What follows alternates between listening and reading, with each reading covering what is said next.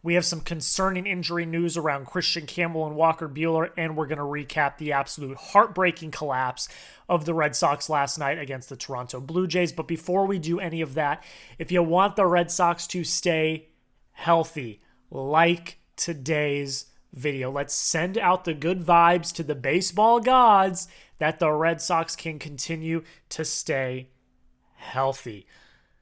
We're going to break down everything you need to know today on the injury news and recap last night's game.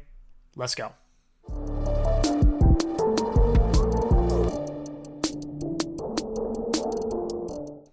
Welcome into this edition of the Red Sox Rundown. I am your host, Jack Lauderay. Like I've already alluded to, we have injury news, and then we're going to recap the absolute collapse that the Red Sox had last night against the Toronto Blue Jays. Let's start with the injury news, okay?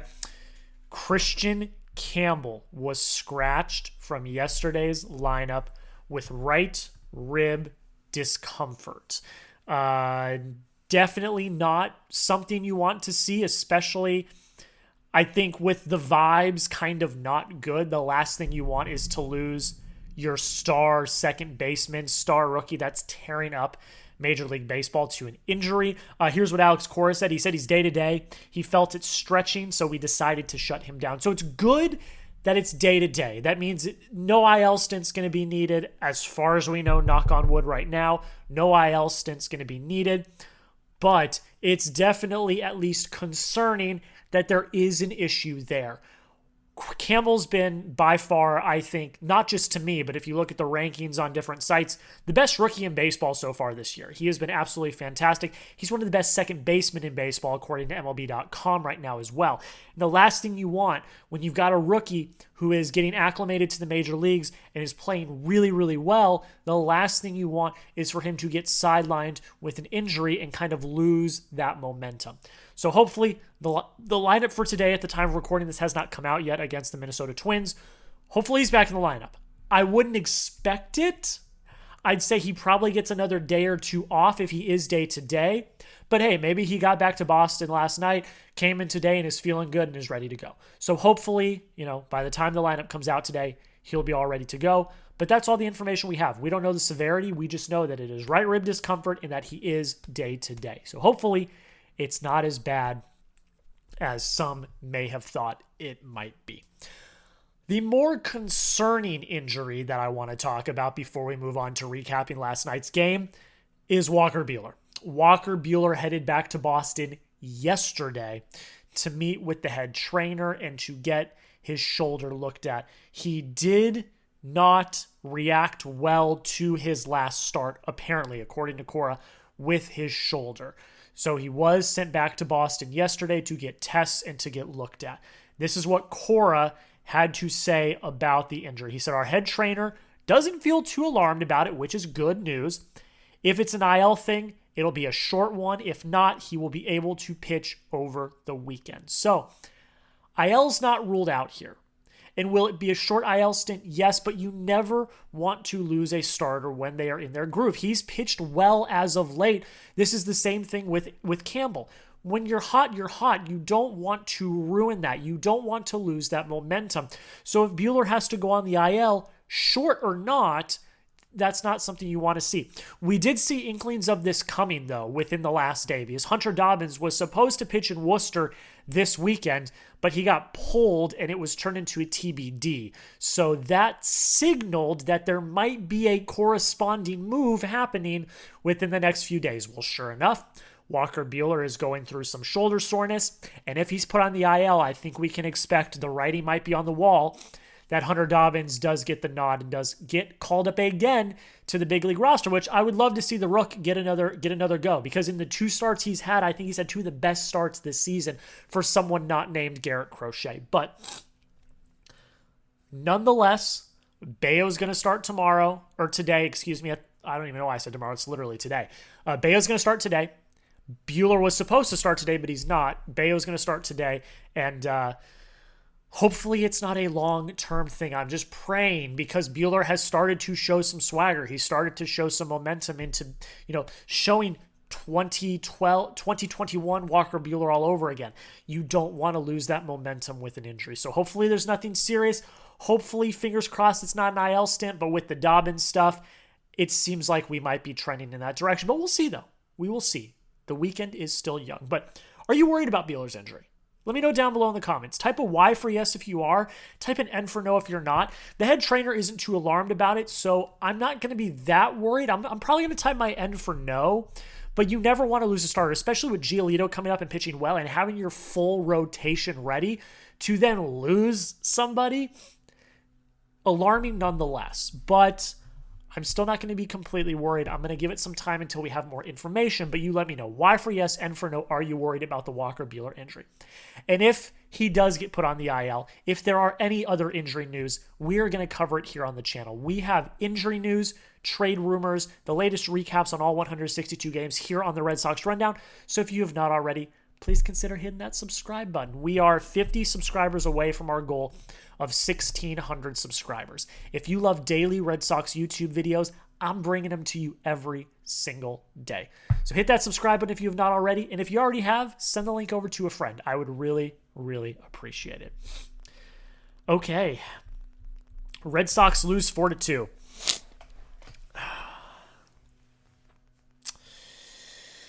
One game over 500. Two games back on the Yankees in the AL East now. Demoralizing to say the least. The bullpen collapses once again.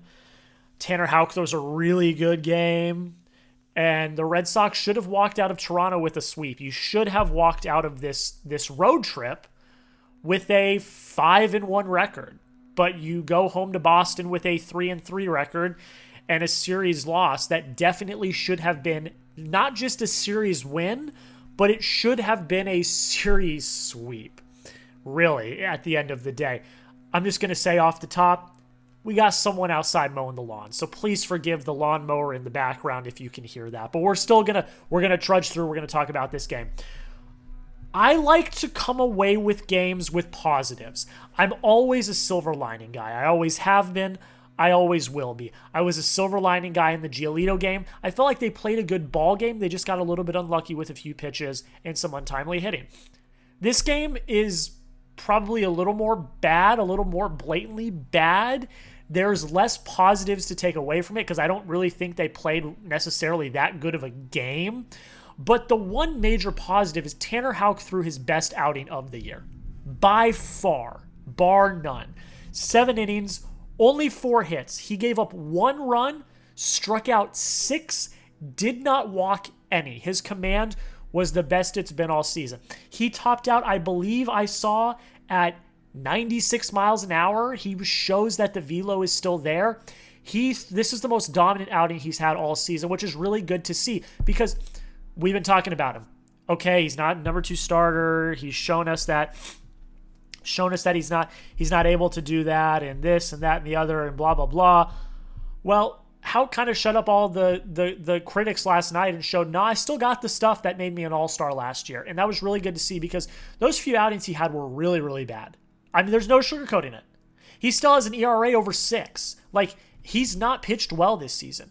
But to show poise and confidence against a Toronto lineup that's not that bad, that was a really good sign to see. It was a sign to see that Houck has he's able to persevere. And that was something that I was really happy to see. He gave up a home run.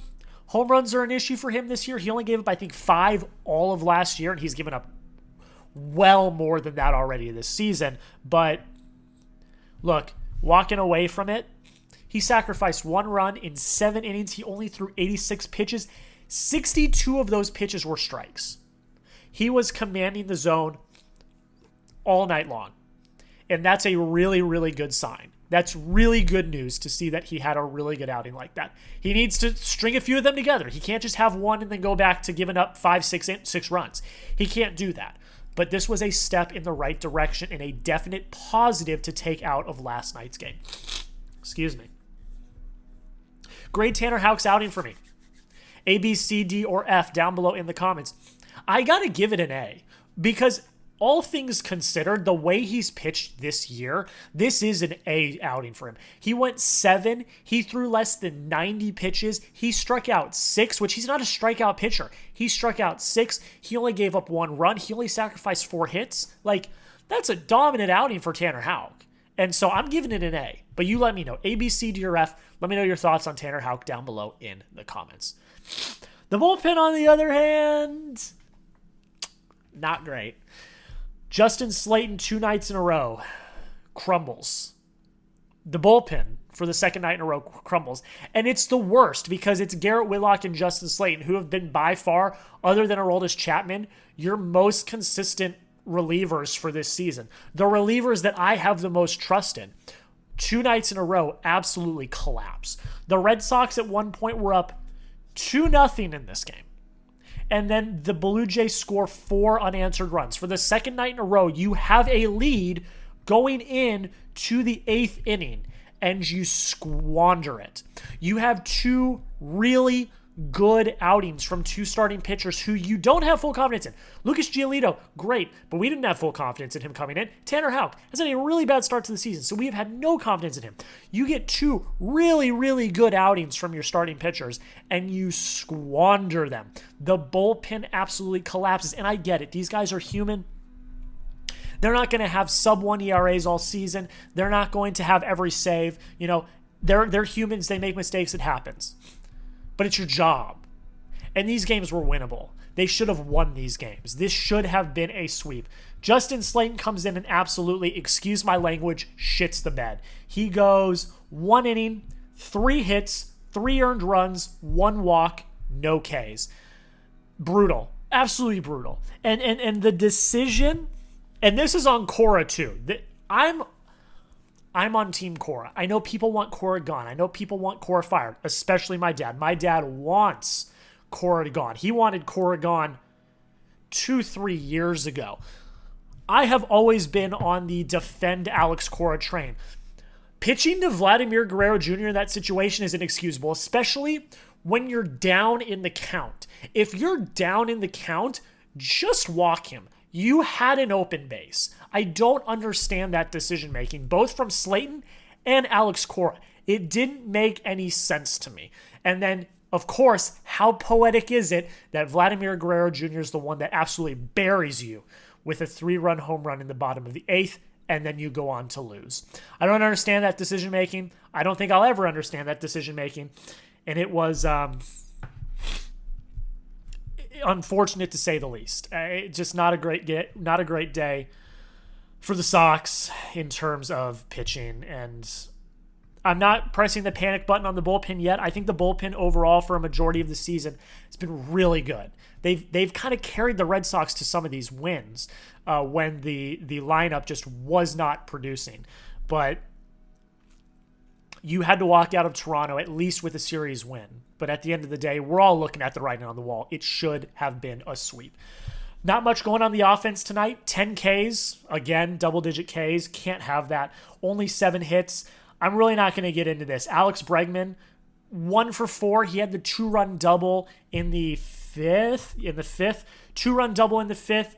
I'm very glad that that Bregman is continuing to show that he can produce. He's almost got an 1,000 OPS, which is really great to see. But the rest of the lineup really didn't do much. 1 freight with runners in scoring position, 5 runners left on. You had opportunities with runners in scoring position around the end of the game, and you just didn't convert. So the lineup didn't do him any favors either. You had a 2-0 lead going into the 8th, but 2-0, I mean, 6-0, you expect to win those games. 2-0, it can go any way. So tonight, that's why I'm saying last night, there's more negatives than there were the night before because the lineup just really didn't do you any favors either. At the end of the day, this is where I'm going to end this. It should have been a sweep.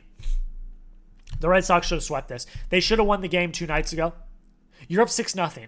You got to win that game. That can't happen. And then last night, okay, you're up 2-0. Anything can happen. But when your starter goes 7, 1-run ball, you got to close out those games. The Red Sox should have walked out of this home road trip 5-1. They should have been a half game back on the Yankees for the AL East. Instead, though, they're 2 games back. They walk out 3-3, and they're only a game over 500. Are we back to the mid-Sox? I'm not going to say that because I think they've shown stretches and they've shown glimpses of being really good. I think this is still a playoff team. I think this is still a World Series contender. But they need to win the games that they should win. If you're up 6-0, you got to win the ball game. If you're up 2-0 in the 8th inning, you got to win that ball game. The Red Sox should have walked out of this series with a sweep. It should have happened. Now, we got to lick our wounds. You got a Minnesota Twins team coming in that can compete. Joe Ryan's on the mound tonight, and he has given the Red Sox fits in the past. You cannot be complacent just because you're going back to Fenway. The Red Sox need to convert on this homestand. They have to. They have to. It has to happen. You cannot lose ground in the AL East this early in the season because, truth be told, when you get to August and September, those games are going to matter. But if you're 5-6 games out because you weren't able to convert at the beginning of the season, it's not going to matter. So set yourself up for success now so that you're not clawing yourself out of a hole in August and September. That's where I'm going to leave it. I'm going to end it the way I started it. If you want the Red Sox to stay healthy, if you want the Red Sox to get healthy, make sure you like that video. I should see however many people watch this video. Everyone should like the video. Let's get 30, 40, 50, 60, 70 likes on this video because I know everyone wants the Red Sox to be healthy. Walker Buehler, Kristian Campbell, hopefully it's nothing serious. But if you want them to get healthy, put the good vibes out like today's video. That's where I'm going to end it, guys. We'll have another video for you guys tomorrow recapping the game against the Minnesota Twins and any other Red Sox news that comes out between now and then. Until next time, go Sox.